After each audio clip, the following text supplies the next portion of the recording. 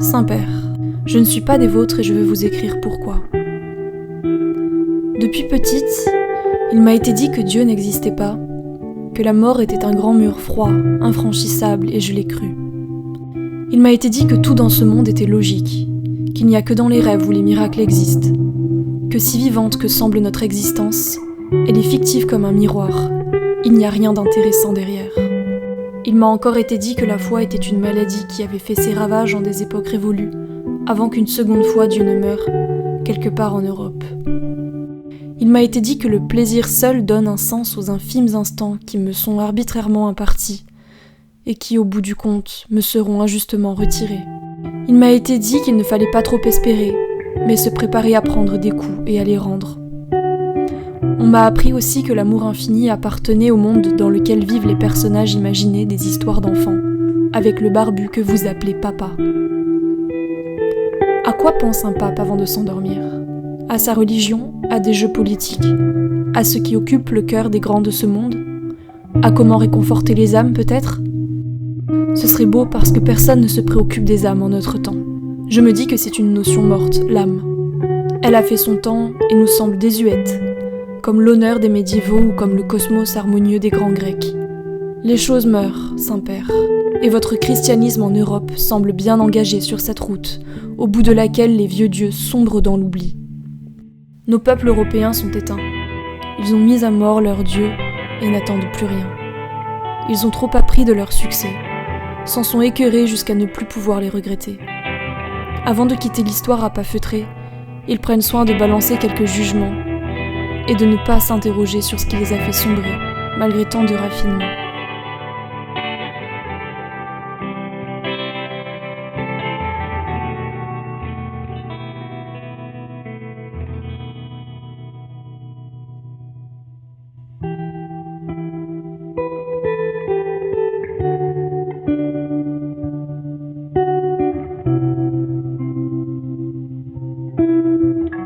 Cher confrère, reçois ces mots de l'enfer où mon être, en ce moment même, gît, pétrifié.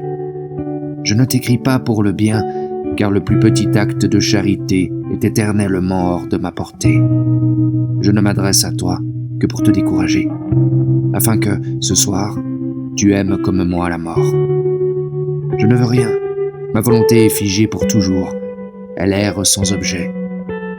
Après ma mort, il y a eu une lumière, et puis je suis tombé. En quittant ton monde, j'avais reçu de nouveau mon corps, mais il n'a jamais vraiment retrouvé mon âme. Mon être entier reste brisé, fendu en deux, pour l'éternité. Je mange du néant à chaque instant. Nous sommes plusieurs ici, et pourtant je suis seul. Je suis enfermé en moi-même, dans mon esprit, et pourtant je ne me connais plus.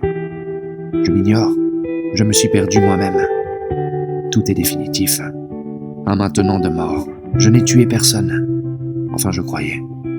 J'ai su être médiocre en tout et tiède en toutes circonstances. C'est long de se damner, crois-moi. Il faut faire bien des renoncements. À combien de petits calculs politiciens ne faut-il pas se livrer ? À combien de petits arrangements ne faut-il pas se résoudre ? Mais on y arrive, alors que ceux du ciel contemplent les gloires infinies de l'autre qui est en haut.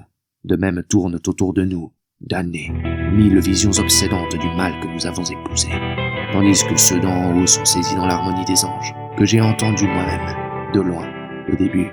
Au contraire, à nos oreilles de damnés, résonne un chaos assourdissant de toutes les voix que nous avons négligées.